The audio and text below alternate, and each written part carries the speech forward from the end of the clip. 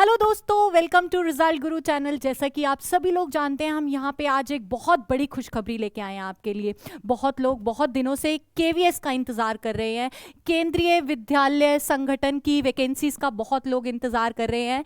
तो मैं आपको यहाँ पे ये बात बता दूँ कि केवीएस शुरुआत अपने घर से करता है। शुरुआत केवीएस अपने घर से करता है, फिर बाहर वालों को बटोरता है। तो सबसे पहले बता दूं कि एलडीसीई ने लिमिटेड डिपार्टमेंट कॉम्पिटिटिव एग्जामिनेशन की यहाँ पे वैकेंसीज निकली है, जिसमें principal, vice principal, section officer, finance officer, TGT, PGT और हेड मिस्ट्रेस की पोस्ट रिलीज कर दिया है। उसका नोटिफिकेशन रिलीज कर दिया है। उसमें ये जो नोटिफिकेशन था, बहुत लंबे समय से इसका इंतजार हो रहा था। 2018 से इसका इंतजार हो रहा था और अब जाके ये वैकेंसी रिलीज करी है। तो आज हम यहाँ पे इस इवेंट के थ्रू ये जानेंगे कि क्या क्या होती है, क्या क्या होनी चाहिए एलिजिबिलिटी क्राइटेरिया, क्या क्या होने चाहिए आपके पास एजुकेशन क्वालिफिकेशन, और क्या है वो इंपॉर्टेंट डेट जब आप ये फिल कर सकते हैं। तो सबसे पहले अगर हम बात करें इसके एलिजिबिलिटी क्राइटेरिया की, तो पोस्ट का नाम है प्रिंसिपल। प्रिंसिपल की पोस्ट के लिए जो एजुकेशन क्वालिफिकेशन होनी चाहिए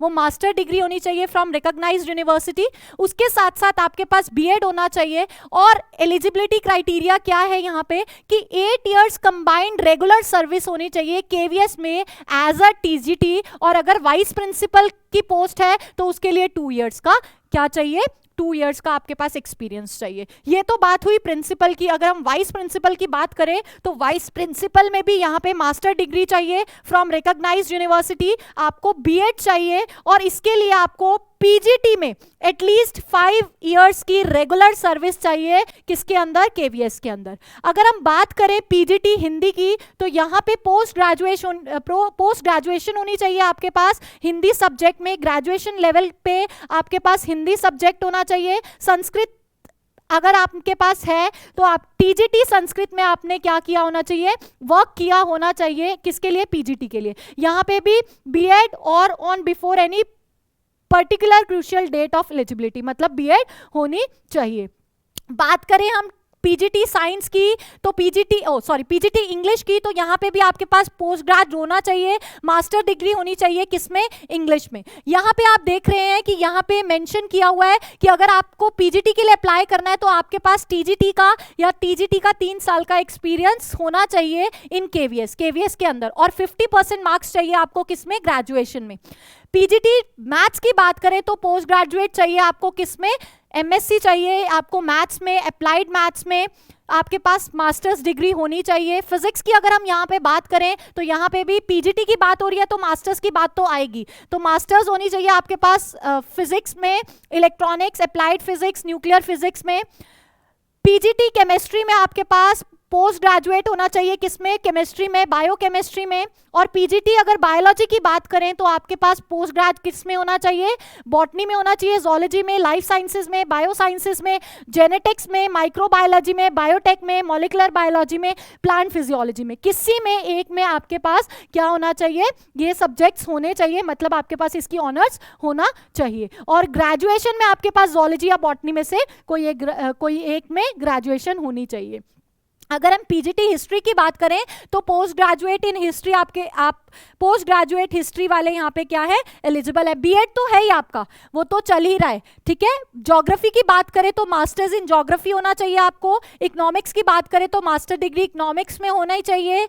टीजीटी की अगर हम बात करें, अब हम बात करते हैं, ये तो थी पीजीटी की। पीजीटी में आपने पोस्ट ग्रेजुएट होना आपको जरूरी है। अब यहाँ पे अगर हम टीजीटी की बात करें तो टीजीटी में आपको ग्रेजुएशन चाहिए प्लस बीएड चाहिए। ग्रेजुएशन में अगर हम एसएसटी की बात करें तो हिस्ट्री एक सब्जेक्ट होना चाहिए। हिस्ट्री के साथ साथ आपके पास ज्योग्राफी, इकोनॉमिक और पॉलिटिकल साइंस होना चाहिए, ठीक है। अगर आप टीजीटी के लिए अप्लाई कर रहे हैं केवीएस में और आप वहां पे एग्जिस्टिंग पहले से एग्जिस्ट कर रहे हैं तो आपके पास एटलीस्ट 5 इयर्स का रेगुलर सर्विस होनी चाहिए एज अ पीआरटी विथ 50%। किसमें होने चाहिए? 50% आपके ग्रेजुएशन में होने चाहिए। यहाँ पे हम बात कर लेते हैं मैथ्स की, तो टीजीटी मैथ्स में आपके पास इनमें से 2 सब्जेक्ट होने चाहिए ग्रेजुएशन में, physics, chemistry, electronics, computer science और स्टैटिस्टिक्स में। बीएड आपके लिए यहाँ भी कंपलसरी है, यहाँ भी मैंडेटरी है। पीआरटी में आपके पास 5 इयर्स का क्या होना चाहिए? 5 इयर्स का एक्सपीरियंस होना चाहिए एज अ पीआरटी, ठीक है। बात करें यहाँ पे साइंस की, टीजीटी साइंस की अगर हम बात करें तो टीजीटी साइंस में आप कैसे होने चाहिए, आपको बॉटनी, जोलॉजी, केमिस्ट्री आपके डिग्री लेवल पे होनी चाहिए। ग्रेजुएशन लेवल पे जोलॉजी, बॉटनी या केमिस्ट्री में से आपके पास कोई एक सब्जेक्ट होना चाहिए। बीएड मैंडेटरी है यहाँ पे। टीजीटी वालों के लिए भी क्या है, टीजीटी वालों के लिए भी बीएड मैंडेटरी है। अगर हम बात करें केवीएस में, अगर आप एग्जिस्टिंग हैं वहाँ पहले से ही जॉब कर रहे हैं, तो एज अ पीआरटी आपके पास 5 ईयर का एक्सपीरियंस होना चाहिए टीजीटी वालों के लिए। ठीक है, ये बात कर रहे हैं हम किसकी, टीजीटी की। अगर बात करें पीजीटी की, पोस्ट ग्रेजुएट की अगर हम बात करें, तो वहां पे टीजीटी आपके पास एज अ टीजीटी आपने वहां पे सर्विस की होनी चाहिए। चलो तो देख लेते हैं टीजीटी इंग्लिश, हिंदी और संस्कृत की क्या एलिजिबिलिटी है, क्या आपके पास क्वालिफिकेशन है। तो आपके पास वहां पे भी बैचलर्स डिग्री होनी चाहिए, किसमें, इंग्लिश, हिंदी और संस्कृत में। एज अ इलेक्टिव और मेन सब्जेक्ट होना चाहिए। ग्रेजुएशन लेवल पे बीएड मैंडेटरी है। अगर आप एग्जिस्टिंग है वहां पे सेम प्रोसीजर है, वहां पे एज अ पीआरटी आपने 5 ईयर्स रेगुलर क्या करी होनी चाहिए, वर्क किया होना चाहिए। अब बात कर लेते हैं, ये तो बात हुई टीजीटी और पीजीटीज की। अब हम बात करते हैं हेड मिस्ट्रेस की। हेड मिस्ट्रेस की अगर हम बात करें तो उसमें पीआरटी एटलीस्ट 5 ईयर्स आपके पास रेगुलर सर्विस होनी चाहिए। किसकी, पीआरटी, एज अ पीआरटी आपके पास वहां पे 5 ईयर्स रेगुलर सर्विस होनी चाहिए। सेक्शन ऑफिसर में क्या मैंडेटरी है, ग्रेजुएशन मैंडेटरी है और 4 ईयर की रेगुलर सर्विस होनी चाहिए एज अ एएसओ और स्टेनोग्राफर। ठीक है, वहां पे आप एज अ एएसओ और स्टेनोग्राफर आपने काम किया होना चाहिए। नेक्स्ट अगर हम बात करें फिनेंस मिनिस्टर की, फिनेंस ऑफिसर की बात करें अगर हम, तो 4 ईयर की आपके पास वहां पे सर्विस होनी चाहिए, कैसे, एज अ एएसओ। तो ये था हमारा कुछ एजुकेशन, क्वालिफिकेशन, एलिजिबिलिटी क्राइटेरिया कि क्या क्या रिक्वायरमेंट है। अब हम बात कर लेते हैं कि इंपॉर्टेंट डेट्स क्या क्या है। इनकी इंपॉर्टेंस, ये पीडीएफ हम आपको डिस्क्रिप्शन बॉक्स में दे देंगे, वहां से आप इसका पूरा पीडीएफ निकाल सकते हो। लेकिन अगर हम बात करें इंपॉर्टेंट डेट्स की, तो इंपॉर्टेंट डेट्स क्या है, जब ये जब ये नोटिफिकेशन रिलीज हुआ, एलडीसी का नोटिफिकेशन जब रिलीज हुआ, तो वो थी डेट 2 नवंबर। 2 नवंबर को इसकी नोटिफिकेशन रिलीज की गई।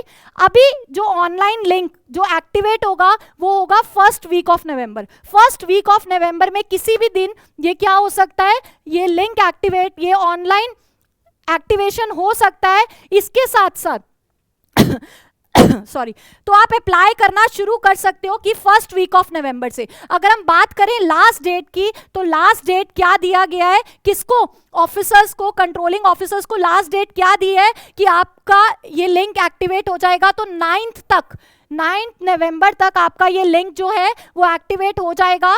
बात करें अगर हम ऑनलाइन सबमिशन की, कि लास्ट डेट क्या है इसको सबमिट करने का, तो लास्ट डेट तो यहाँ मेंशन है 16 November is the last date. But आपको लास्ट डेट का इंतजार नहीं करना है, आपको लास्ट डेट का इंतजार नहीं करना है, क्योंकि गवर्नमेंट साइट है, इसका कुछ नहीं पता। लास्ट डेट वेरिफिकेशन का 23 नवंबर है, कि जब तक आप अपना वेरिफिकेशन कर सकते हो सबमिशन से पहले। उसके बाद अगर हम बात करें कि ये एग्जामिनेशन कब हेल्ड होगा, कब होगा ये एग्जाम, तो ये एग्जाम की अभी कोई भी नोटिफिकेशन नहीं आई है। जैसे ही कोई भी नोटिफिकेशन आती है हम आपको अपडेट कर देंगे इसके रिगार्डिंग।